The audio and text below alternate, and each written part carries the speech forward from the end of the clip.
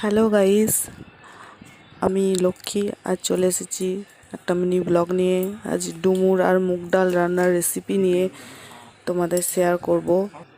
তো দেখো, এগুলো হচ্ছে ডুমুর। ভালো করে কেটে চামচায় করে ভালো করে ছাড়িয়ে, ভালো করে দেখো ভিতরগুলো পরিষ্কার করে ছাড়িয়ে নিয়েছি যাতে একটু বীজ না থাকে।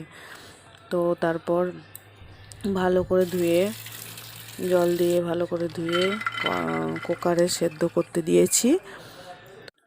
তো কুকারে সেদ্ধ হচ্ছে, তো তখন আমি সেদ্ধ করতে দিয়ে মুগ ডালটাকে হালকা করে নেড়ে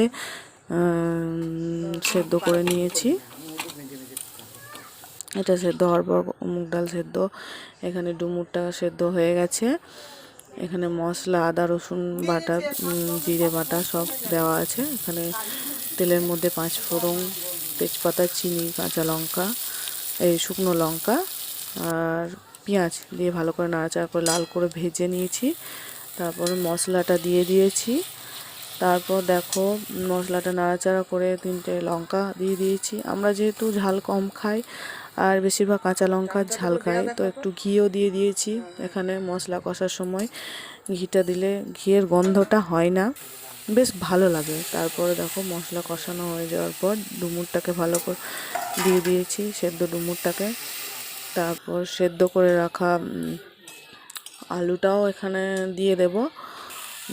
তারপর লবণ মতো, স্বাদ মতো লবণ। তারপর দেখো, এরপর ভালো করে নাড়াচাড়া করে মুগ ডালটা দিয়ে দিয়েছি, সেদ্ধ করা মুগ ডাল। তো দেখো, অসাধারণ টেস্ট হয়, কি বলবো তোমাদের, তোমরা একদিন রান্না করে দেখবে। হালকা তেল মশলার মধ্যে আমরা রান্না খাই, ওই জন্য হালকা দিয়েছি, তোমরা চাইলে বেশি দিতেই পারো। তো সমস্ত কিছু দিয়ে ঢাকা দিয়ে নেড়ে চেড়ে ঢাকা দিয়ে জল দিয়ে ঢাকা দিয়ে দেখো আমাদের তৈরি।